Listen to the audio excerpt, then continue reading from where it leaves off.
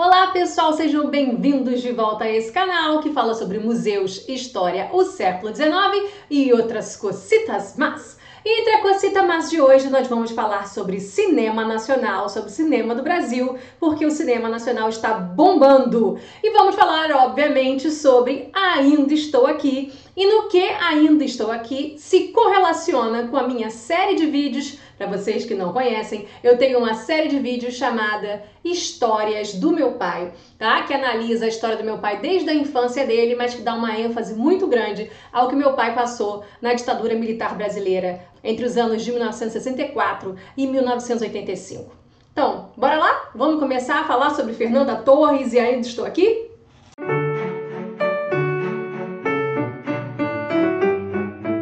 Então vamos lá, pessoal.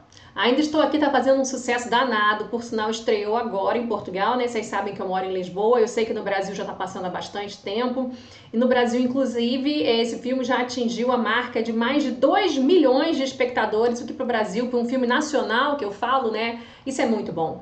E no primeiro final de semana, esse filme no Brasil conseguiu desbancar, conseguiu ter mais público do que alguns blockbusters dos Estados Unidos, né? Esses filmes de super-herói.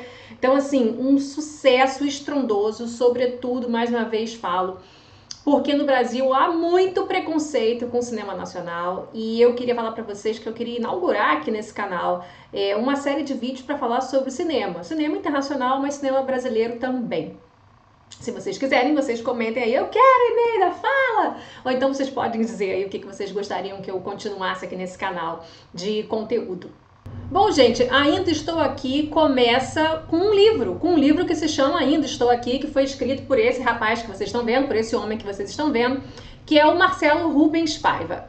Ele tem outros livros famosos, né? Um dos livros famosos dele é o Feliz Ano Velho, e porque ele narra a infância e a juventude dele. E nesse livro, Feliz Ano Velho é uma coisa, mas no livro Ainda Estou Aqui, ele narra a história da mãe dele, a tragédia que a mãe dele passou e que o pai dele passou, né? Então, em Ainda Estou Aqui, ele narra o assassinato do pai dele, né? O pai dele que foi morto pela ditadura militar brasileira e como que a mãe dele conseguiu seguir sozinha, né? Sem esse marido e cuidando de 5 filhos, né? Eram 4 meninas e o Marcelo. O Marcelo não é o último filho, ele é o 4º filho. Depois tem uma menininha ainda mais nova.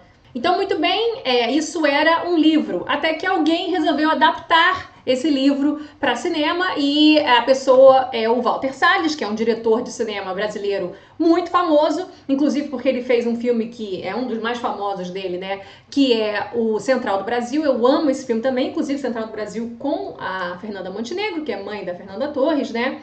E o Walter Salles, ele é uma pessoa assim muito especial, porque a gente chama ele de Valtinho, né? Porque por mais que o Walter seja filho de um bilionário, Walter é bilionário, né, gente? Porque ele é filho de um dos donos do Banco Itaú. Walter Salles, entre os cineastas mais ricos do mundo, eu já vi uma lista, né? O Walter Salles está em 3º lugar, né? Mesmo não sendo um cineasta americano, né? Mesmo não sendo assim o Steven Spielberg, que tem trocentos milhões de público e de filmes vendidos e tal, justamente porque ele é filho de um banqueiro. E, inclusive, a família Moreira Salles, que é a família dele, é dona daquele centro cultural lá no Rio de Janeiro, que foi um dia a casa da família, tá?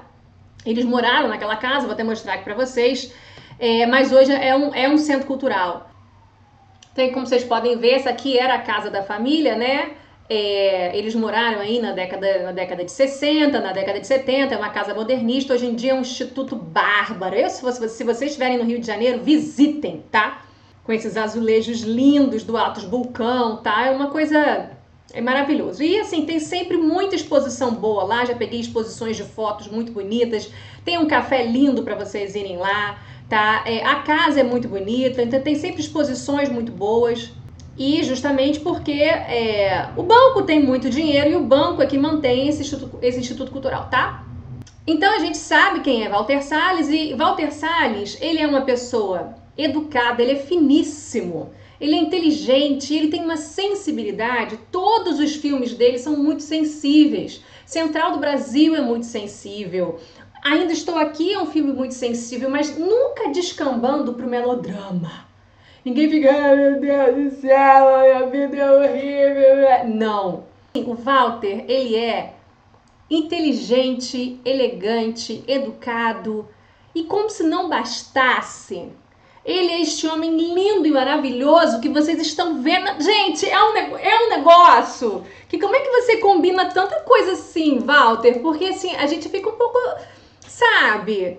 Olha pra isso. Entendeu? Isso aqui é ele mais novo, né? Mas mesmo ele hoje, olha aqui, gente, não sabe. Ótimo no que faz. E é bilionário, né, gente? Então, assim, Walter, realmente você ganhou, tá, filho, tudo na vida. E, gente, eu falei que Walter Salles era o terceiro na lista dos mais ricos. Aqui tá dizendo que Walter Salles supera George Lucas e se torna o cineasta mais rico do mundo. Bom, a lista que eu tinha visto, ele estava em terceiro lugar. Mas, assim, não importa. É porque, assim, quando você tem dinheiro lhe rendendo todos os dividendos que esse homem tem, imagina, gente, é dono de um banco, vocês estão entendendo? Então, assim, é isso.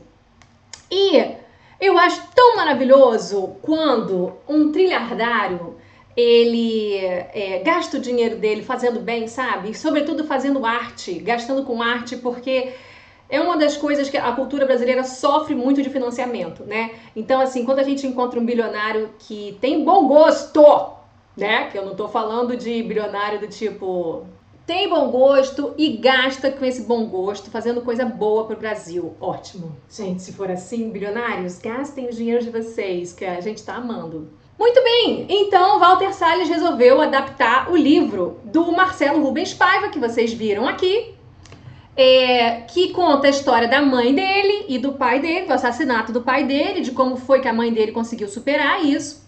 Uma coisa muito interessante é que essa história, ela começa ali no Rio de Janeiro, tá? Na praia de Ipanema, porque Rubens Paiva, que é esse homem aqui que vocês estão vendo, tá? Do lado da Eunice, essa é a Eunice Paiva, a mãe do Marcelo. Olha o Marcelo aqui, ó, esse menininho pequenininho aqui que vocês estão vendo, é o Marcelo que escreveu o livro. Era numa casa na praia de Ipanema, na frente da praia mesmo, porque a família do Rubens Paiva era uma família que tinha dinheiro, tá? E por quê? Porque Rubens Paiva, ele era um engenheiro civil, tá? Ele trabalhava com engenharia civil e também conseguiu se eleger deputado federal. Em 1962, ou seja, ainda antes da ditadura militar brasileira ser inaugurada, né? Ele foi eleito deputado federal. Inclusive, a família toda se mudou para Brasília. Essas crianças todas, que são 5 filhos, né? Se mudaram para Brasília. Mas o mandato dele não foi cumprido até o final. Por quê?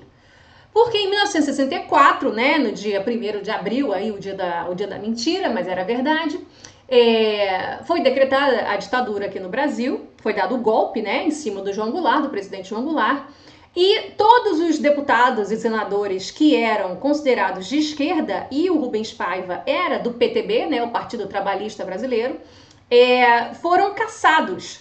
Eles perderam o mandato. Então, assim, se vocês fizerem um exercício de imaginação, tentem imaginar aí que nessa última eleição que o Lula venceu, por exemplo, tá? Em 22, em outubro de 22, digamos que Bolsonaro tivesse se reeleito e digamos que ele tivesse dado o golpe que ele queria dar, que vocês sabem que ia dar, né? Digamos que ele tivesse dado o golpe e ele tivesse caçado, tinha caçado Érica Hilton, aquele pastor Henrique e todo mundo mais de esquerda que vocês conhecem, digamos, é do tipo show do Congresso. Foi isso que aconteceu em 64, tá? O pessoal que era de esquerda foi caçado e perdeu o mandato. Muito bem, com medo, ele não foi expulso do Brasil não, mas com medo, ele resolveu se autoexilar, tá? Ele e a família dele, esses 5 filhos deles, resolveu se autoexilar. Ele passou 9 meses fora do Brasil. Teve muita gente que se autoexilou e passou anos fora do Brasil e que só voltou em 79. Tô falando de 64, teve gente que só voltou pro Brasil em 79. Mas no caso do Rubens Paiva, ele avaliou a situação, tá? E viu que ele não estava correndo nenhum risco de vida. Oh, meu Deus, Rubens, depois morreu, né? Assassinado. Mas ele avaliou que ele não estava correndo nenhum risco de vida e passou só 9 meses fora. Eu não sei nem porque eu tô com esse fone de ouvido aqui, mas tudo bem. Mas então, ele primeiro foi para Iugoslávia, gente, isso já existiu, tá? Iugoslávia já existiu. Iugoslávia, que hoje em dia é Croácia, já se subdividiu, né? É Croácia, é Eslovênia, tá bom? Sérvia. Eu não sei nem para onde na Iugoslávia que ele foi, mas eu imagino que deva ter sido ou para a Eslovênia ou para a Croácia, né? Que eram as regiões mais ricas e importantes ali da antiga Iugoslávia. E além disso também ele foi para Paris, ele deve ter passado pouco tempo na Iugoslávia, depois ele foi para Paris e resolveu voltar para o Brasil. Então, gente, eu posso dizer para vocês que a partir de 1965, 66, 67, 68, 69, Rubens Paiva, ele mora em Brasília? Não, não mora em Brasília porque ele era deputado, mas ele foi cassado. Então, assim, ele não tem mais nada a ver com política. Então, aonde que Rubens Paiva está morando? Ele está morando no Rio de Janeiro, tá? E no que ele está trabalhando, já que ele não é mais deputado, já que ele foi expulso? Ele é, mais uma vez, engenheiro civil. Ele se graduou em engenharia civil, ele tinha uma empresa, então estava trabalhando como engenheiro civil e levando a vida dele de classe média alta numa casa ali na praia de Ipanema. E aí, o que eu acho muito legal dessa história é que a vida do Walter Salles, ela se mistura, né, do diretor do cinema, ela se mistura com a vida da família Paiva, porque Walter Salles, ele, na década de 70, ele era uma criança, né, um adolescentezinho no início da adolescência, e ele era uma das muitas crianças e adolescentes que frequentavam a casa do Rubens Paiva, porque como o Rubens Paiva tinha 5 filhos, o número de crianças que tinha lá dentro era muito grande, tá? Então, assim, Walter Salles fala, eu frequentei aquela casa, olha que bonito, gente. Ele fala, eu frequentei aquela casa, que era essa casa daqui, ali na praia de Ipanema. Então, assim, o Walter Salles, eu falei para vocês que ele era filho de um banqueiro, né? O pai dele também foi embaixador, foi diplomata. E então, assim, o Valtinho, né, o Walter também foi uma criança da elite e tinha amizade com outras crianças da elite, então tinha amizade com esses filhos do Rubens Paiva e foi uma criança que frequentou essa casa. Então, assim, o Walter, para fazer o filme, ele conhecia aquela casa de ter entrado, de ter convivido naquela casa, né? Inclusive, a família do Rubens Paiva fazia muitas festas, né? Eles gostavam muito de receber amigos em casa, de fazer almoço, de fazer jantar. As crianças ficavam cruzando essa rua, daí até perigoso ser atropelado, mas as crianças ficavam indo e vindo de casa para praia direto, levando areia para dentro de casa, aquelas coisas de criança, né? E então, assim, o Walter, ele recuperou fotos antigas dessa casa por dentro e ele reconstituiu os móveis da casa, a disposição dos móveis, como era a mesa, como era a cozinha, tá? Como eram os quartos, porque ele conhecia essa casa. E até porque os filhos do Rubens Paiva estão aí, o Marcelo tá aí, o Marcelo que escreveu o livro, eles estão aí, eles também ajudaram, né, a descrever como é que era a casa por dentro para que o Walter conseguisse fazer essa reconstituição. E aí, vocês podem me perguntar assim, Eneida, mas por que, já que o Rubens Paiva, ele já não estava mais metido com política, né, e estava morando no Rio de Janeiro, nem em Brasília ele morava mais, já que ele era só um engenheiro civil, por que será que a ditadura militar prendeu ele e assassinou ele? Vamos lá, vamos explicar isso para vocês. Esse filme é muito interessante porque mostra, sobretudo para gerações mais novas do Brasil, né, meus sobrinhos viram, por exemplo, esse filme, né, meus sobrinhos que hoje estão na casa dos 20 e poucos anos de idade, né? E você aí na sua casa também deve ter uma geração mais nova que também viu esse filme e que ficou muito impactada com esse filme. Esse filme mostra que numa ditadura militar, as leis, elas meio que se evaporam. E aconteceu com Rubens Paiva o que sempre aconteceu com a população mais pobre, periférica e negra desse país, tá? Do Brasil. Que é o quê? São presos, são torturados e por vezes morrem. Vocês veem aí as notícias de jornal, né? Quanto que tem de gente pobre morrendo, né, na mão da polícia no Brasil. Inclusive, é uma guerra tão assim fadada ao fracasso que a própria polícia do Brasil é uma das que mais morre também, os policiais, tá? É uma das polícias assim que mais morre no mundo como um todo. Só que o que é no Brasil historicamente conhecido como um ataque à população mais pobre, periférica e negra, Numa época de ditadura militar, o negócio está tão ensandecido que até mesmo as pessoas da elite podem padecer dessa forma. Ou seja, um cara que é engenheiro civil, que mora na praia de Ipanema, que já foi deputado federal, que é amigo da família Moreira Salles. Esta pessoa também foi levada pela polícia, torturada pela polícia e morta pela polícia, assim como até hoje no Brasil, a população mais pobre, negra e periférica, também acontece a mesma coisa com eles, né? Então, para vocês verem, teve muita gente que reclamou assim, ai, mas esse filme não mostra como era a população favelada, negra e pobre na época da ditadura. Será que só os ricos sofreram com a ditadura? Não, gente, é óbvio que não, pô. É óbvio que não, todo mundo sofria. Mas o livro foi escrito pelo Marcelo a respeito da família dele, que era uma família da elite. Ele está contando a história da mãe dele e do pai dele. Então isso é um recorte. E eu acho esse recorte interessante, porque tem gente que fala, ai, tô cansada de ver filme da elite. Não, não, não. Eu acho esse recorte interessante porque faz com que a população brasileira que estava aí flertando com o golpismo, não estava? Isso mostra para a população brasileira que num período ditatorial, num período autocrático, até mesmo a elite pode se dar muito mal. E aí é o que o pessoal que estava criticando o filme, ai, mas vocês não falam dos pobres, vocês não falam dos favelados, vocês não falam dos negros. Minha gente, presta atenção. Se a elite está sofrendo dessa forma, vocês imaginem os pobres, periféricos, favelados, negros, os gays, os indígenas e tudo mais que vocês puderem imaginar que possa ser perseguido, tá, pelo governo. Então, assim, acho o filme muito bom e acho que ele saiu num período assim que não poderia ser melhor. Por quê? Porque estávamos flertando com o golpismo no Brasil. E um golpismo militar, como nós vimos, um golpismo militar. Mas eu ainda não respondi para vocês, então, por que o Rubens Paiva foi preso pela polícia. Seguinte, pessoal, aí que a história vai ficando cada vez mais interessante. Rubens Paiva, minha gente, ele morava em Ipanema, né, como eu falei para vocês, mas ele vem de Eldorado. Eldorado aonde? Em São Paulo, tá? No interior de São Paulo. Por sinal, região onde morava um garotinho chamado Jair Messias Bolsonaro, tá certo? Também é de Eldorado, morou em Eldorado, na infância dele. Quem era, assim, um político famoso e um cara rico famoso em Eldorado era o pai do Rubens Paiva. Porque esse daqui que vocês estão vendo é o Rubens Paiva, mas o pai dele era um político famoso e um fazendeiro famoso em Eldorado, porque o pai do Rubens Paiva foi prefeito de Eldorado e tinha uma fazenda grande lá em Eldorado.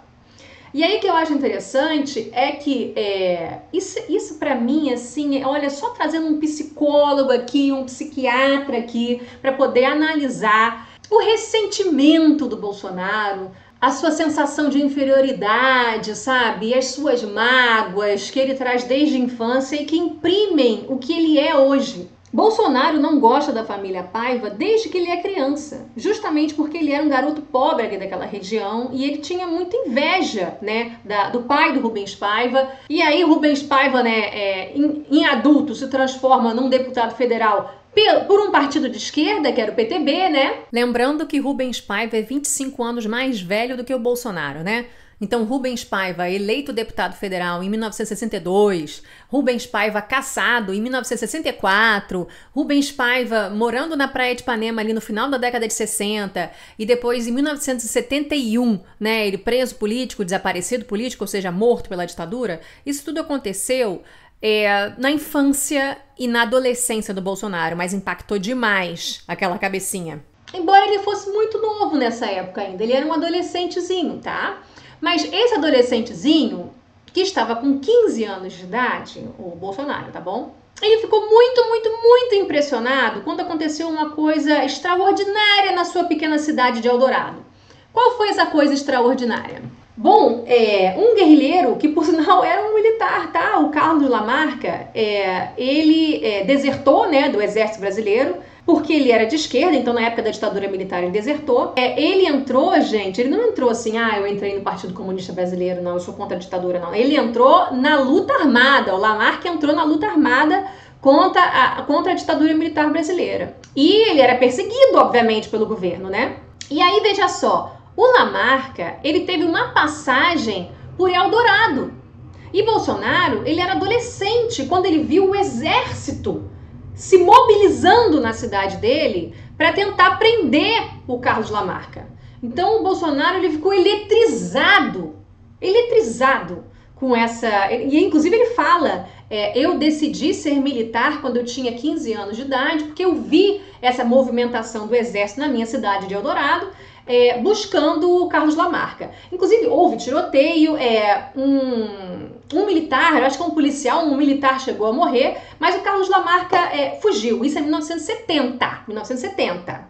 Guarda aí esse número, 1970, Bolsonaro com 15 anos de idade e o Rubens Paiva já um homem adulto, tá? Em 1970, Rubens Paiva já um homem adulto e já com 5 filhos morando ali na praia de Ipanema. Como eu falei para vocês, ele tinha sido deputado federal em 62, ou seja, Bolsonaro era criancinha. Em 62, já tinha ido pro exílio, já voltou com os filhos dele, já mora no Rio de Janeiro, já é engenheiro civil, tá vivendo a vida numa boa. Inclusive o filme, o Ainda Estou Aqui, mostra isso, né? Eles vivendo a vida numa boa, cheio de amigo em casa, indo à praia todo dia, adotando o cachorro que estava na rua, adotaram, as crianças, tá todo mundo indo bem, todo mundo feliz. Inclusive o filme começa em dezembro de 1970.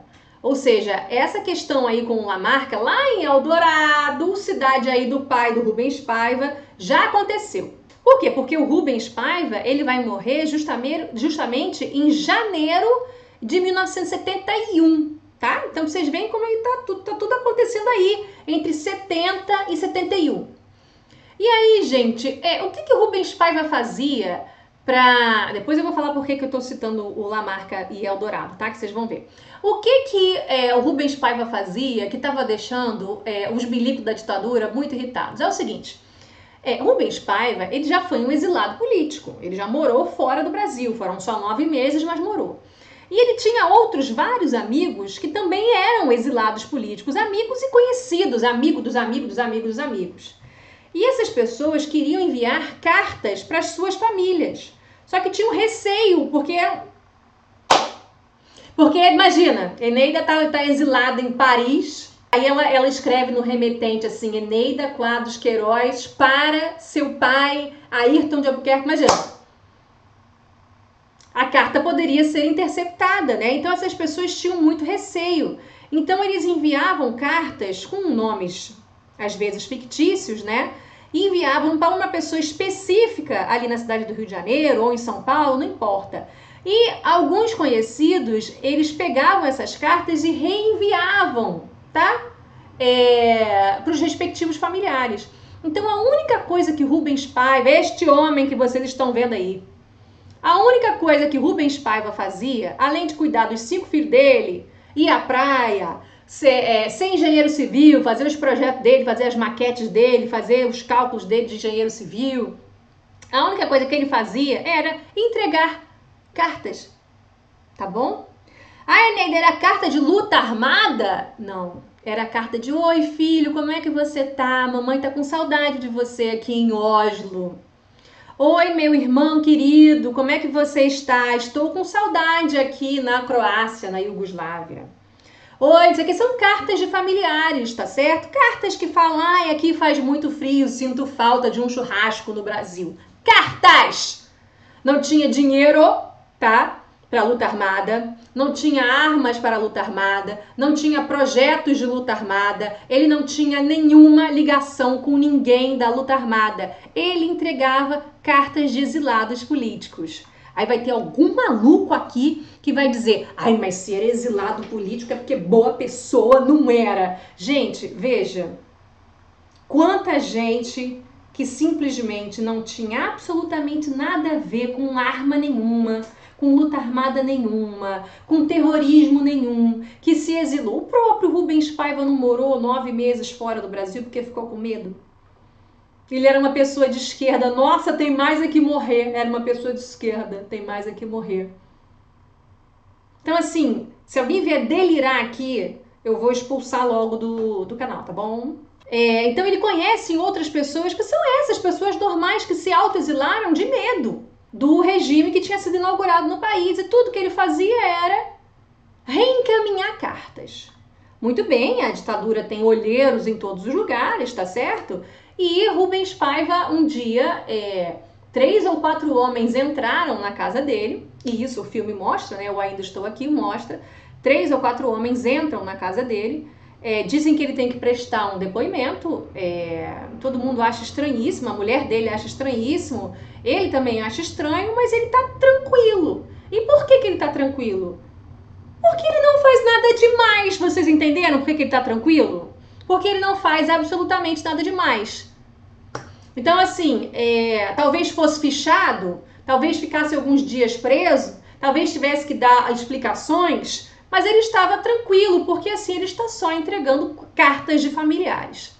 Ele não imaginava de que ele seria torturado e morto. Aí você pode me perguntar, Eneita, mas por que diabos será? Só por causa de carta? Por que diabos será que torturaram ele e acabaram matando ele de tanta tortura? Aí é que volta a ideia do Lamarca e da cidade de Eldorado. Não falei para vocês que o Lamarca estava lá na cidade de Eldorado, né? E que quase foi preso lá, mas não foi, que acabou fugindo. Mas teve um policial que foi morto. E Bolsonaro, que era adolescentezinho, ficou, nossa, eletrizado com isso, inclusive, para você ver como é que as histórias se entrecruzam, né? E as pessoas se entrecruzam. Membros da ditadura militar, militares da ditadura militar, acreditavam que talvez Rubens Paiva fosse uma pessoa que estivesse ligada ao Lamarca, ao Carlos Lamarca. Vou tentar trazer a imagem aqui para vocês verem. Acreditavam que talvez o Rubens Paiva tivesse alguma ligação com o Carlos Lamarca, que acabou sendo morto em 17 de setembro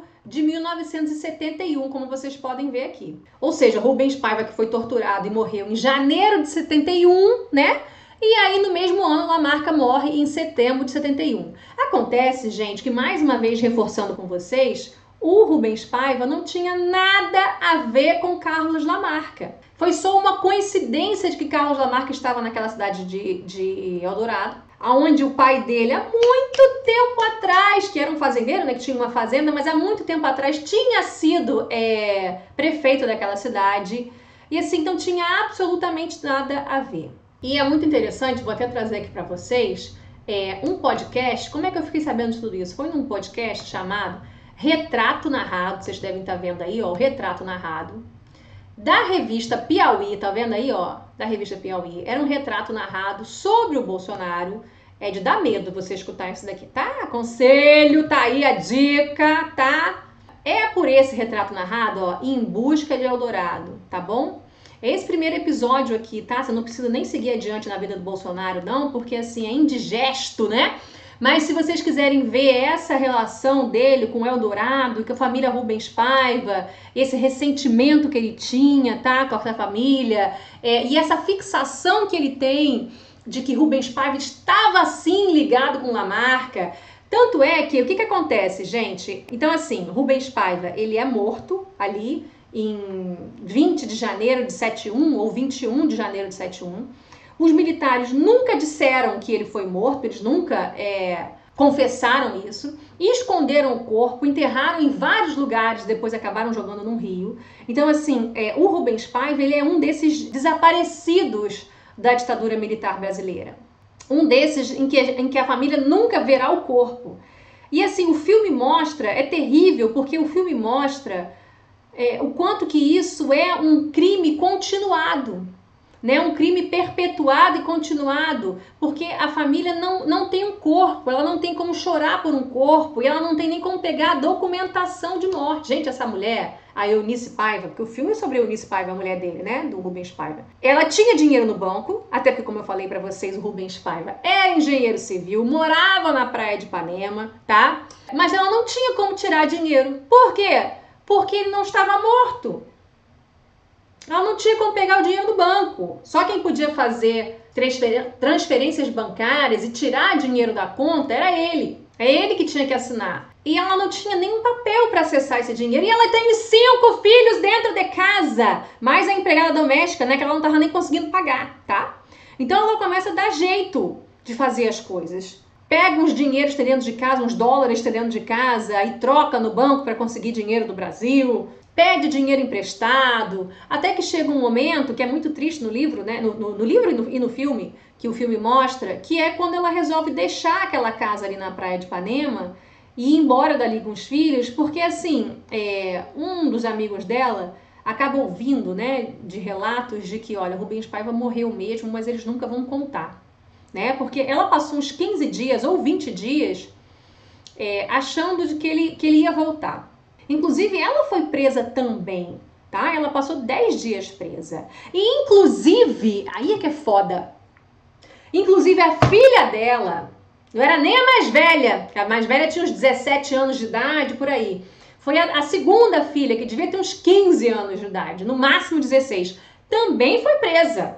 Essa menina ficou 24 horas só presa, mas puta que pariu, saco na cabeça, entendeu? Ouvindo gritos dentro do DOPS, que eles estavam presos no DOPS, mas a mãe dela ficou presa por 10 dias, tá? Ali no DOPS. E olha que o marido já tinha morrido há 10 dias, né? Ela que não sabia e nem nunca contaram pra ela. Mas então ela resolve ir embora do Rio de Janeiro, resolve voltar para São Paulo, porque ela tem família em São Paulo, né? Então as crianças teriam avô, avó, até porque, gente, ela tá precisando de ajuda. Antes, ela tinha o próprio marido dentro de casa e tinha o dinheiro do marido dentro de casa. Então, assim, o próprio marido dentro de casa é uma pessoa do casal que está ajudando a cuidar de 5 crianças. Além disso, o dinheiro do marido proporciona que ela tenha uma empregada doméstica para ajudar a ela cuidar dessas 5 crianças. Agora, ela não tem nem o marido, nem o dinheiro. Então, ela vai precisar da ajuda física dos pais dela, ou seja, dos avós dessas crianças, e vai precisar também da casa desses avós, do dinheiro desses avós por um tempo, até que ela consiga se reerguer. Inclusive, Eunice Paiva era uma mulher típica da década de 60 e 70. Eunice não fez faculdade, ela era uma mulher de classe média alta, em que o marido é que tinha uma profissão, né? O marido é que era engenheiro, o marido é que se tornou deputado. Ela era uma dona de casa muito feliz e contente, cuidando da sua casa, recebendo os amigos em casa, nadando na praia de Ipanema todo santo dia, e era feliz dessa forma. Mas agora ela perdeu tudo. Então ela volta para São Paulo e ela fala para os filhos, inclusive a mamãe vai estudar na faculdade, a mamãe vai fazer direito. Ela queria estudar direito porque a pessoa, quando passa por uma injustiça dessa, ela fica querendo entender das leis, né? Ela fica querendo entender sobre habeas corpus, sobre justiça, sobre prisão, sobre direitos. Então ela resolve fazer a faculdade de Direito na USP. E é muito interessante que ela se forma em 1977, eu acho que ela entrou na faculdade em 72 ou em 73, né? Porque ela saiu do Rio de Janeiro ainda em 71. Imagino que ela tenha entrado na faculdade em 72, 73, por aí. Mas o que importa é que no filme mostra uma foto dela, né, formando de 77. Ela se forma em Direito em 77, né? E começa então uma carreira de advogada, e o que é muito interessante é que Eunice Paiva, deixa eu ver se eu acho foto aqui dela para vocês. Eunice Paiva se transforma numa advogada de direitos humanos. Olha que interessante, bem a cara dela mesmo, né? Bem a cara de quem sofreu isso que ela sofreu, certo? Bom, essa daí que vocês estão vendo é a verdadeira Eunice Paiva, né? E aqui é a Fernanda Torres interpretando ela, né? Só que além de direitos humanos, uma advogada de direitos humanos, mas sobretudo da causa indígena, tá certo? Ou seja, contra grileiros que invadem terras indígenas, né? E aí, gente, o negócio fica muito mais, a carreira dela fica muito mais intensa a partir de 1988, quando vocês sabem que a ditadura militar brasileira vai até 85, ou algumas pessoas falam que vai até 88, quando finalmente é promulgada a Constituição Cidadã, que é a Constituição nossa, que vigora até hoje, a Constituição da Democracia, em que muitos direitos indígenas finalmente são garantidos pela Constituição de 88. Então é a partir de 88, ou seja, quando ela já tem aí uns 10, 11 anos de formada, né? é quando a carreira dela nessas questões indígenas vai deslanchar, porque ela vai de fato usar a legislação, né, que a Carta Constitucional traz para poder garantir esses direitos dos territórios indígenas, né? E ela vai trabalhando aí nesse finalzinho da década de 80, ao longo da década de 90 como um todo, no início dos anos 2000, até que em 2014, se não me engano, em 2014, durante o governo Dilma, para vocês verem como é que essas coisas todas se entrerelacionam, tá certo? Que ali foi criada a Comissão da Verdade, e um dos trabalhos que foi feito foram emitidas algumas certidões de óbitos de pessoas desaparecidas durante a ditadura militar brasileira, né? Então era por óbvio, porque as pessoas não voltaram até hoje, e por relatos de alguns dissidentes, inclusive até alguns militares que relatavam, ou então de outros presos políticos que ouviram isso, que ouviu a tortura, que ouviu isso, que ouviu aquilo. Então por esses relatos, tá? Um dos dissidentes dos próprios militares que resolveram falar, que fica mais evidente ainda, né? De que fulano foi morto assim ou assado. Então foram emitidas finalmente em 2014. O cara morreu em 71, tá? Que saiu a certidão de óbito. E tem foto dela aí na internet com a certidão de óbito, né? Ela ficou inclusive muito feliz. Aqui, essa foto daqui, ó. Inclusive, ela ficou muito feliz e ela fala, é muito estranho eu ficar feliz com uma certidão de óbito, né? Mas assim, diante das circunstâncias que eu vivi, finalmente, então pelo menos isso é pelo menos uma alegria, né? Do que a gente está vivendo aqui, pelo menos de que o Estado brasileiro reconhece que matou o meu marido, certo?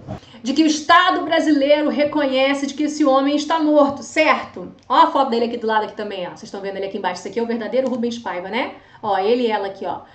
E de que o Estado brasileiro reconhece, inclusive ela, a partir dessa documentação, ela consegue reaver direitos, né? Aquele dinheiro no banco lá, por exemplo, que eu tava falando. Terrenos que estivessem no nome dele, por exemplo. Gente, para você aí que teve algum familiar morto, vocês sabem a importância de um inventário, né? Então, assim, pensa em tudo isso, cara. Pensa em tudo isso.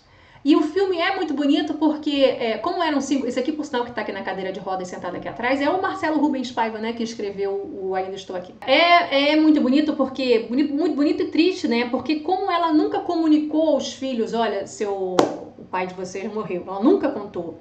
E isso é uma coisa, inclusive, que a própria Fernanda Torres fala, o quanto que a personagem da Eunice Paiva é uma personagem muito rica, né? Muito rica e muito humana também, porque assim, as pessoas não são perfeitas.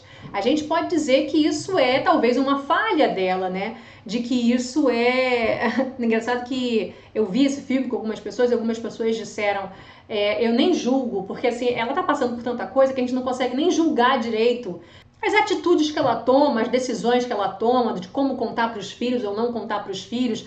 O que eu fiquei pensando ela tinha 5 filhos, né? A menina mais velha tinha uns 17 ou 18 anos. Para essa, é uma forma de contar. Mas a menina mais nova, o próprio Marcelo, ele devia ter uns 9 ou 10 ali que eu vi. Mas a menina mais nova, ela parecia ter uns 7 anos de idade, tá? Ou 6. Então, assim, quando você tem esse range de idades entre filhos, é muito difícil de como e em que momento você vai contar uma coisa para cada um, tá? Ainda mais uma coisa dessas. Então, assim, os filhos vão contando, assim, de quando é que você se percebeu que o papai tinha morrido. Ou seja, ela não contou, foram eles que foram gradativamente percebendo, cada um a seu momento, por alguma coisa que estava acontecendo, de que o pai tinha morrido de fato, né? O próprio Marcelo relata que foi um ano e meio depois, né, de que eles já tinham se mudado para São Paulo de novo, quando ela viu a mãe doando as roupas do pai, ele percebeu que o pai tinha... Veja como é que esse processo de morte é uma coisa que eles foram gradativamente aceitando, né? Porque eu posso até tentar imaginar de que ali deve ter rolado assim um sentimento de meu Deus, meu pai não vai voltar, meu pai morreu. Mas talvez ele tenha tentado... Não, talvez... Será que morreu mesmo? Será que vai voltar, que não vai? Mas mamãe tá doando as roupas. Eu posso imaginar, às vezes, os momentos de negação que deve ter vindo, né? Já a menininha mais nova, ela fala que foi quando eles estavam saindo do Rio de Janeiro, quando ela viu a casa vazia, ou seja, ainda antes do irmão, um ano antes do irmão, ela já percebeu que o pai tinha morrido. Os filhos mais velhos não, os filhos mais velhos já perceberam um pouco mais logo de cara. Para mim, a cena mais triste, né, a cena mais sofrida é a da sorveteria, né? Porque ela tá vendo tanta gente feliz naquela sorveteria, nas outras mesas, e ela que também já foi tão feliz ali com o marido dela e com os filhos dela, você percebe nela uma tristeza assim de, nossa, roubaram o meu sorriso, roubaram a minha felicidade, roubaram a felicidade dos meus filhos. É um sentimento de injustiça assim muito grande. Do nada, roubaram a felicidade dessa família. Agora, uma coisa que eu acho muito bizarra é que no Congresso Brasileiro, aí pelos idos de 2014, né, 2015, justamente quando a Dilma estava no governo, foi finalmente inaugurado no Congresso um busto, que o busto aqui atrás é um busto do Rubens Paiva. Afinal de contas, Rubens Paiva ele foi deputado federal ali naquela casa, certo? Só que ele foi cassado, né?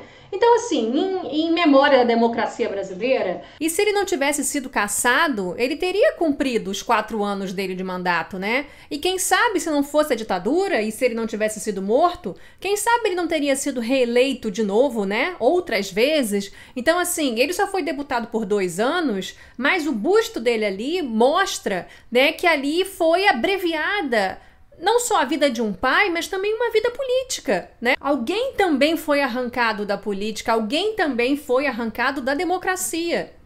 No dia da inauguração, isso era 2014, Bolsonaro não era nem presidente, Bolsonaro era esse deputado. Inclusive a família do Rubens Paiva, como ele era muito... O Bolsonaro ele era de uma baixa classe entre os deputados, ele nem era muito famoso, né? Ele era assim, da ralé entre os deputados, vocês sabem disso, né?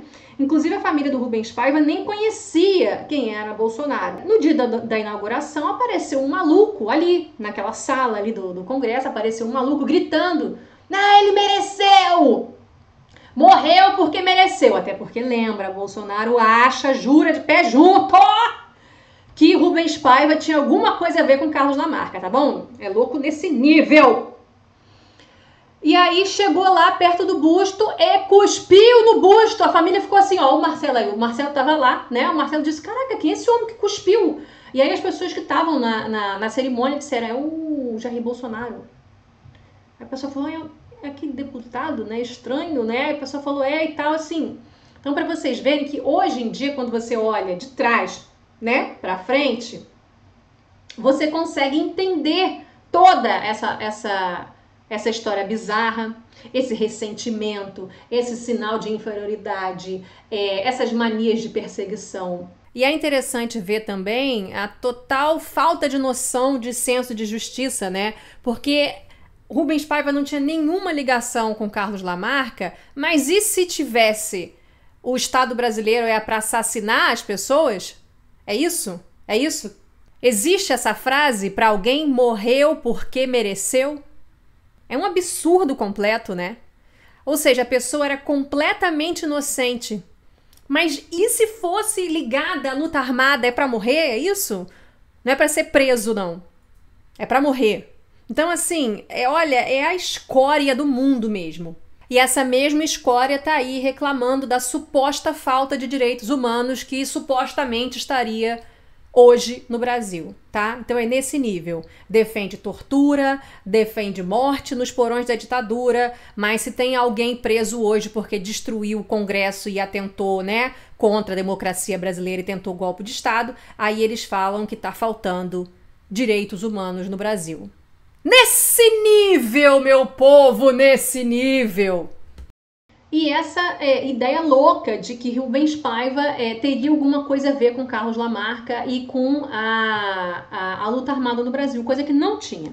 Então eu acho muito bonito que esse filme esteja passando justo agora, né?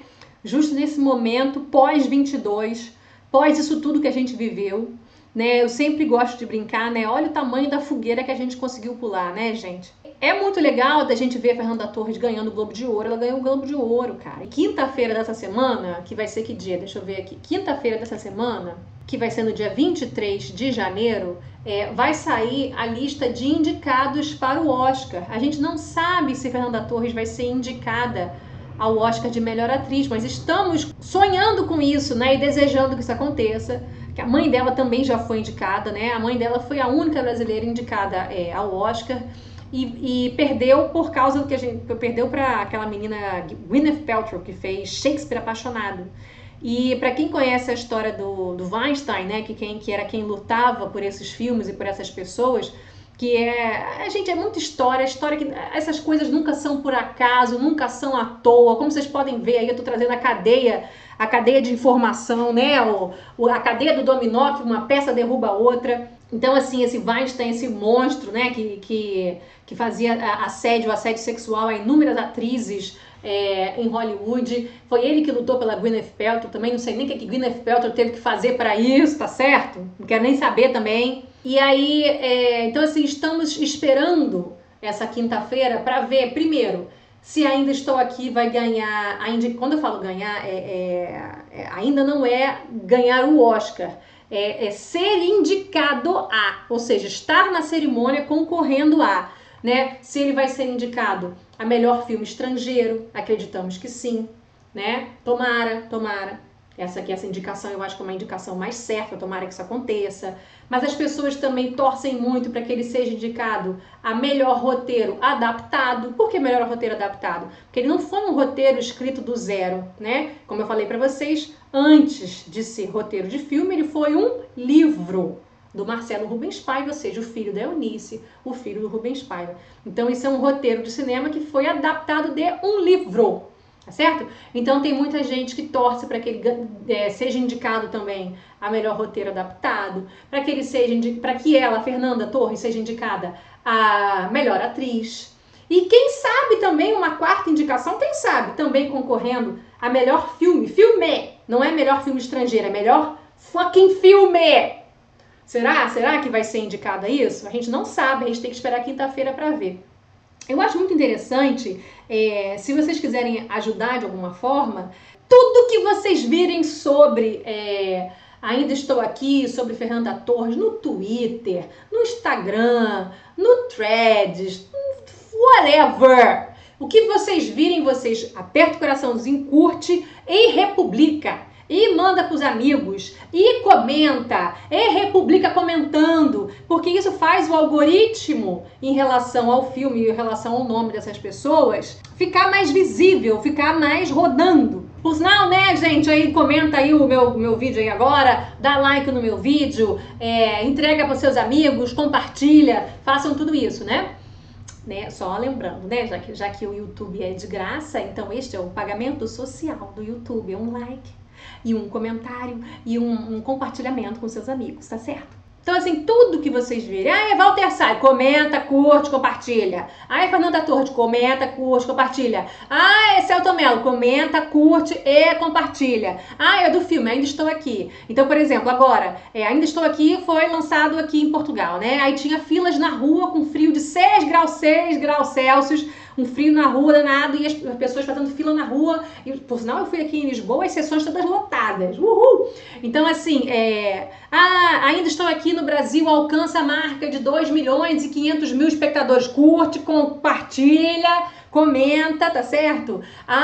Em Portugal, filas no frio, curte, compartilha, comenta. Nos Estados Unidos o filme foi lançado, a Variety só fala de Fernanda Torres, curte, compartilha e comenta.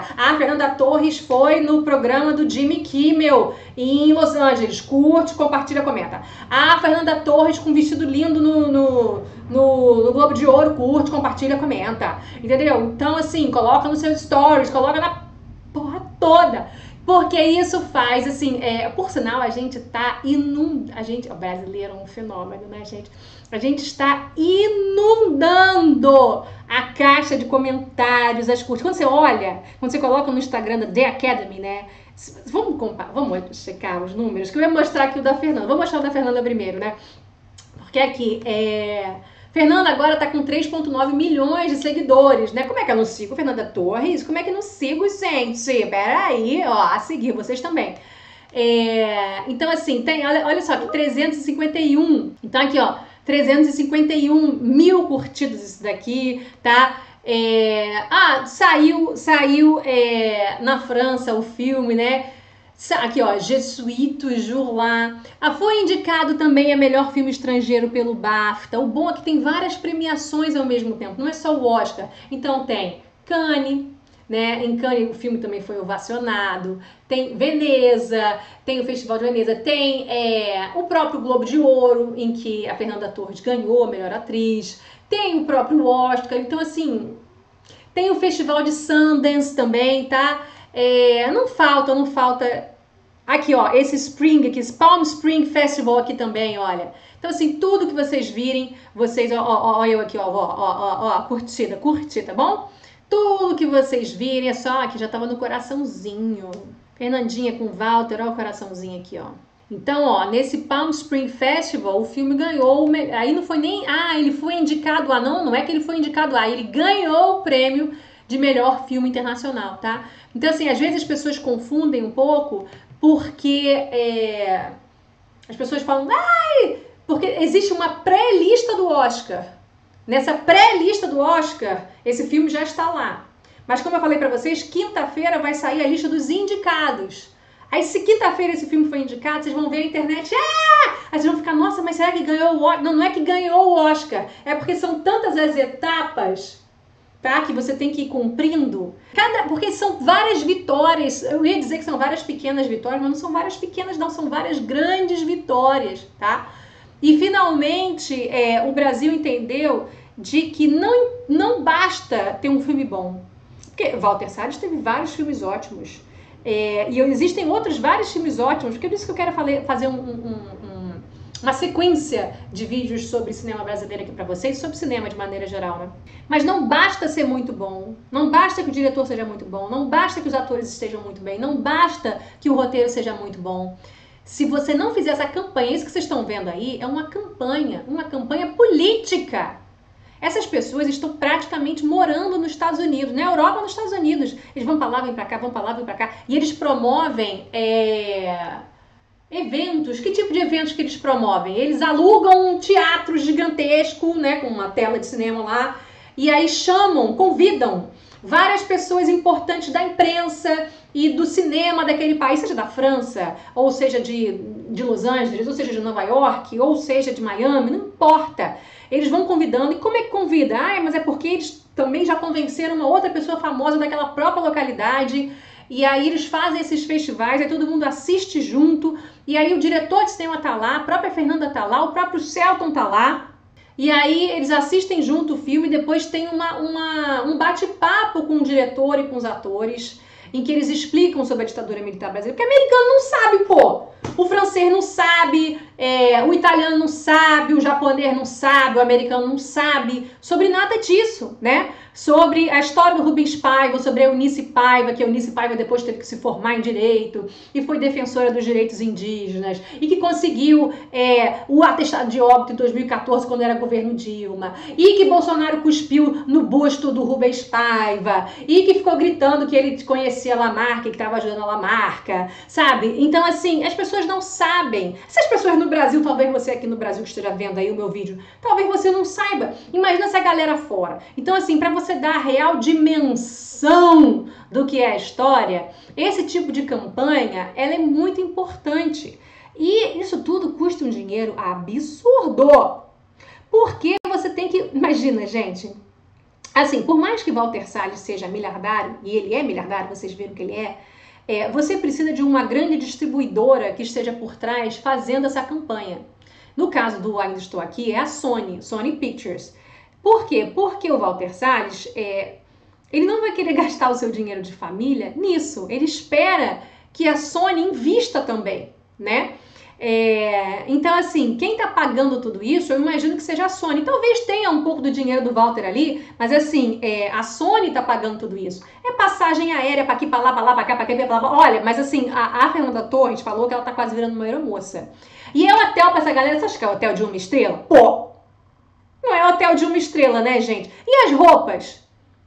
Cada evento desse tem que ter uma roupa incrível. Vamos ver, Fernanda, aqui. Cada evento desse tem que ter uma roupa incrível. E essas roupas, tem que ter uma equipe que tem que estar agendando. Do tipo, Fernanda, acabei de falar com o costureiro tal. Fernanda, acabei de falar com a casa de, sei lá, do costureiro fulano, da stylist beltrana, das joias cicranas e do anel cicrano, do cabeleireiro tal. Então, assim, essas roupas são todas acordadas, né, de que vão te emprestar a roupa tal, vão te emprestar a roupa assim, assado, você quer essa ou quer a outra, e tem que ir lá experimentar para ver se fica bom, se não fica bom, o que condiz com o personagem, até porque a Fernanda Torres, ela é muito consciente.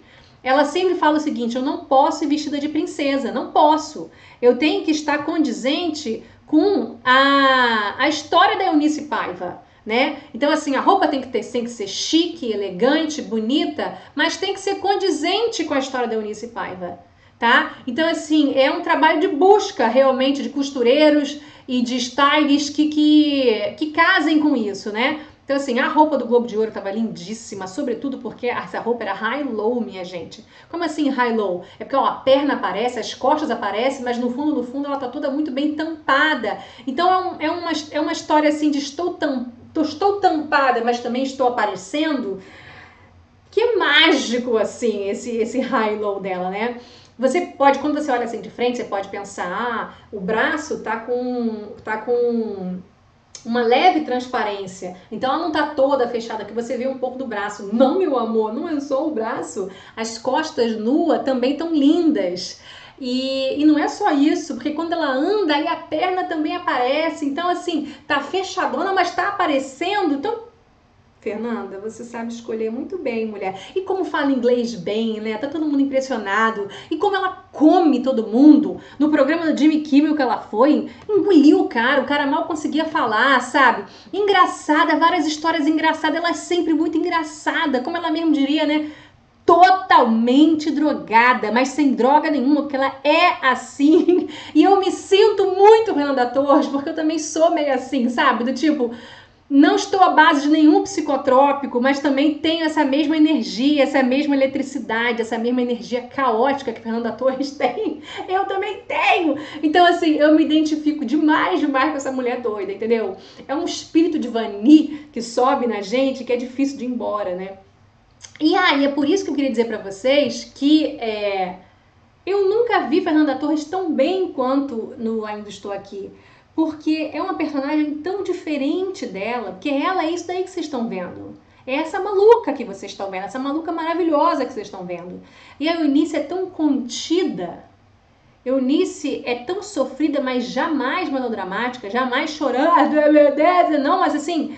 A própria mãe dela, Fernanda Montenegro, falou, ela disse, minha filha, né, estavam conversando sobre interpretação, e a mãe dizendo, minha filha, a pessoa quando ela é atingida por uma tragédia e ela tem que seguir andando, ela não tem tempo de viver aquela tragédia, porque ela tem 5 filhos, tem que se virar para conseguir dinheiro para cuidar daquelas crianças e para superar essa morte do marido, não há nem tempo de chorar e de viver, sabe? Ela foi fazer direito, foi entrar na faculdade, ela foi viver, entendeu? Porque se queriam enterrar a família dela como um todo, ela não permitiu. O que também é muito legal naquela foto, né? Que a revista vai na casa dela para tirar uma foto sobre a família, para contar sobre as desgraças que a família estava vivendo.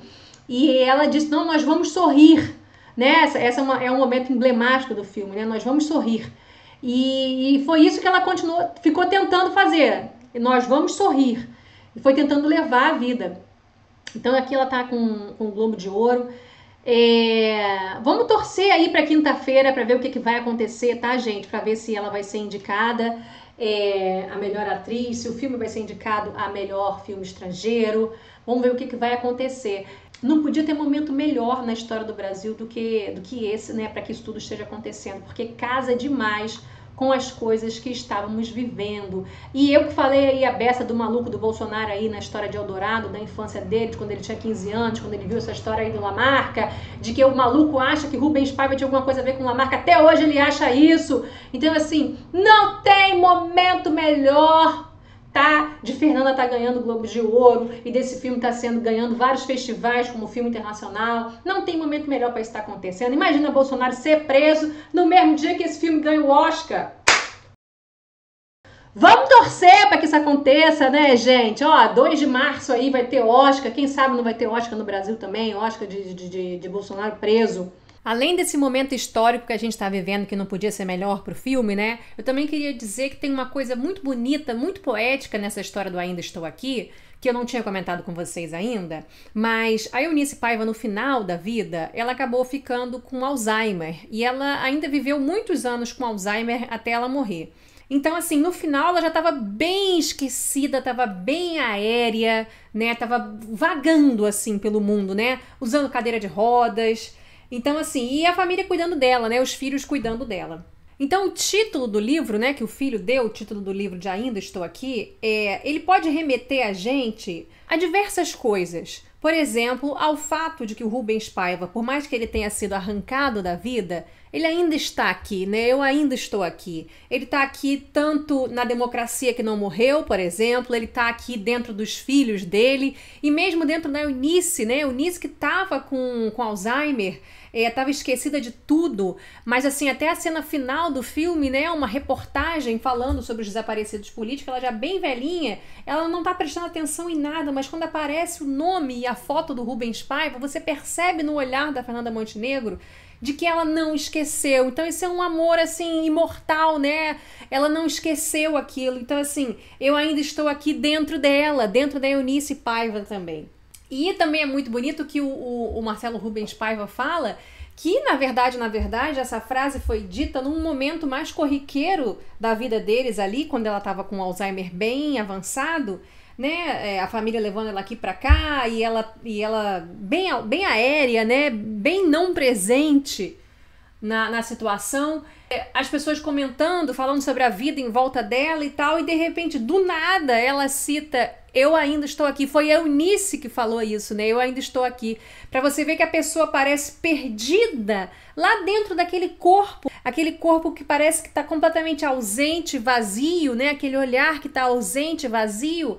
E de repente, aquela pessoa sumida lá dentro, de repente ela emerge, ela volta.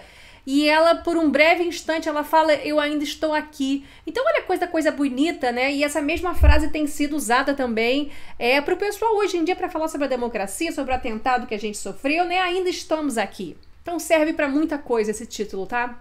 E o próprio Selton Mello anda muito emocionado nas entrevistas, porque você sente nele que ele tá assim: olha, o cinema brasileiro ainda está aqui. E antes que comentem que esse filme captou recursos pela Lei Rouanet, não, esse filme não captou recursos pela Lei Rouanet, porque, como eu já falei para vocês, o Walter Salles é um dos cineastas mais ricos do mundo, tá bom? E ainda por cima a Sony tá por trás dele, então ele já gastou o dinheiro dele, a Sony tá gastando o dinheiro dela e os rendimentos estão sendo maiores até do que os gastos que eles tiveram, então tá sendo assim sucesso total.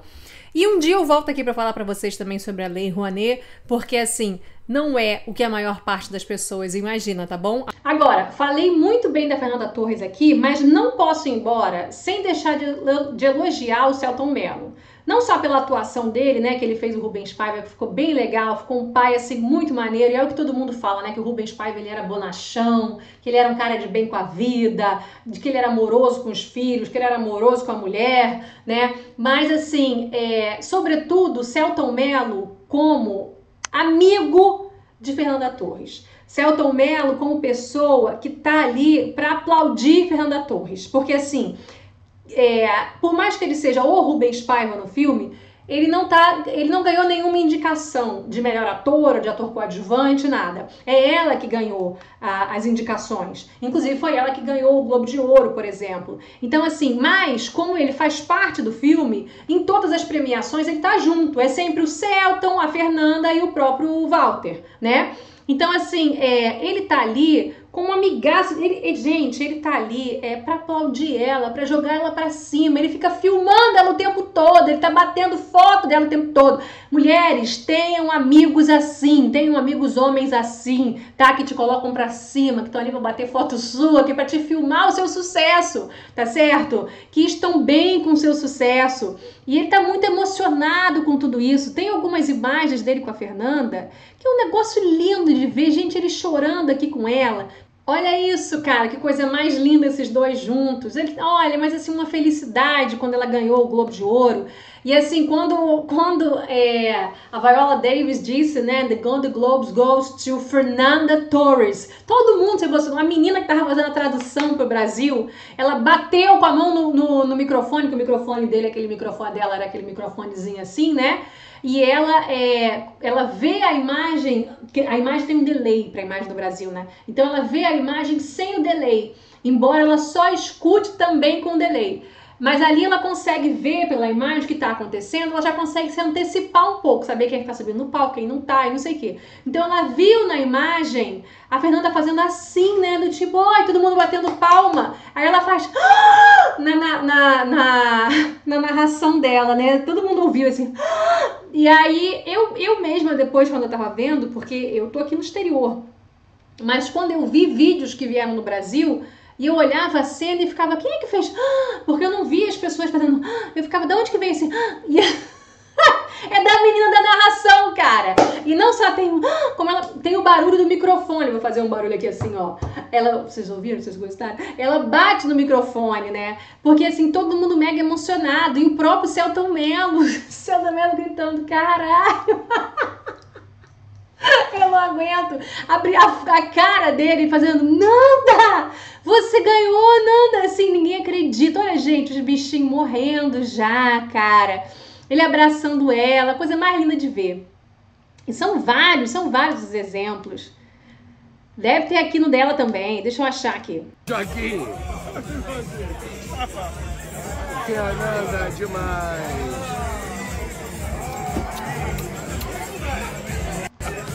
Mãe!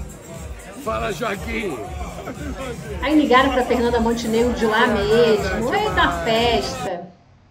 Ela com a Demi Moore, por sinal, o discurso da Demi Moore foi muito bom, né? Demi Moore que ganhou no Globo de Ouro, ele se divide, né? É bom porque premia mais gente, porque os filmes são tão diferentes mesmo, né?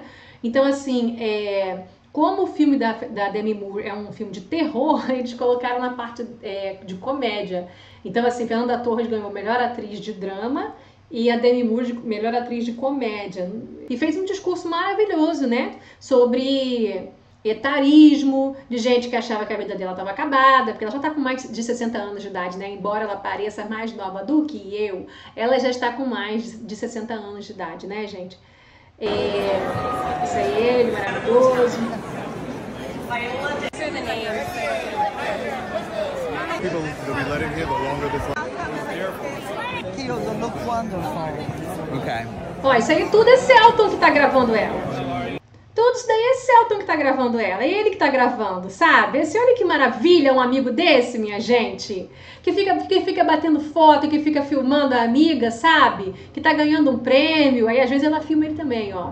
Então assim, que delícia, cara. Então foi lindo de ver o amigo Selton Mello fazendo tudo isso, sabe? Olha lá, toda entrevista que ela dá junto com o Valtinho, ele tá filmando, ele tá batendo foto. Selton Mello, amigaço que todo mundo queria ter. Mas aí, gente, como eu falei pra vocês devem estar vendo aqui a minha página do YouTube, né? Como vocês sabem, eu já tô há algum tempo publicando vídeos sobre a história do Ayrton Senna, mas vocês sabem que meu canal fala, né, de muito mais coisas, eu sou um canal de história, né, minha gente? E entre as histórias que eu publico, existe uma playlist aqui, ó, se vocês colocarem playlist, vocês vão ver as várias playlists que tem, né? Tem a playlist do próprio Ayrton Senna, que são vários filmes, né? São vários vídeos que eu fiz. Tem a do Traje Brasilis, tem a dos livros fantásticos, que são os livros que eu gosto, que eu leio e trago aqui pra vocês. Tem a de balé clássico, que eu adoro. Filmes, né? Filmes históricos, costumes do século XIX, né? Biografias, eu gosto muito de biografias históricas. Muito bem, e tem essa daqui, que é a playlist. Então, como vocês sabem, gente, meu pai também foi preso na ditadura militar.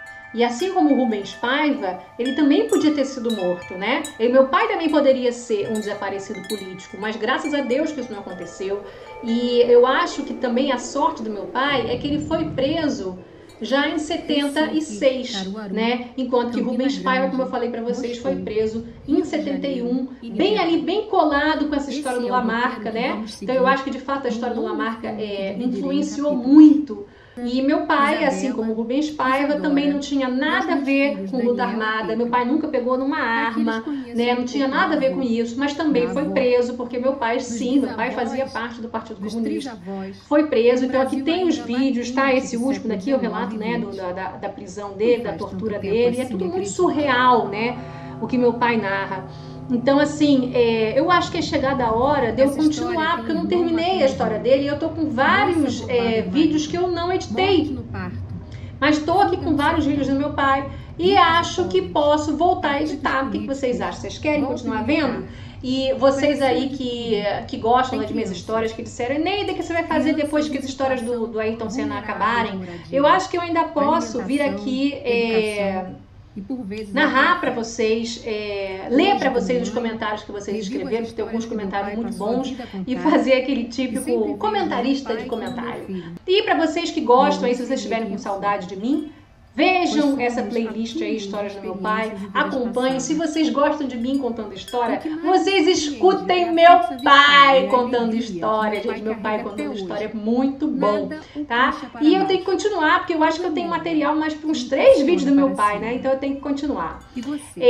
Então é isso, eu agradeço demais de que meu pai não seja Rubens Paiva, né? Meu Deus do céu, de que meu pai tenha saído vivo, né? E a gente explica muito do porquê que isso aconteceu, né? Gente, eu espero que vocês tenham gostado. Mais uma vez, cadê o like no vídeo? Cadê os comentários? Gosto muito dos comentários, leio todos e às vezes faço comentarista de comentários. E voltem sempre aqui no canal. E se vocês quiserem, assistam essa playlist aí das histórias do meu pai, tá? E voltem sempre, e eu prometo pra vocês que vou continuar editando os vídeos dele que eu ainda tenho, tá bom? E vou trazer aqui, tá? Beijos, esse é meu pai, lindo. Beijo, galera!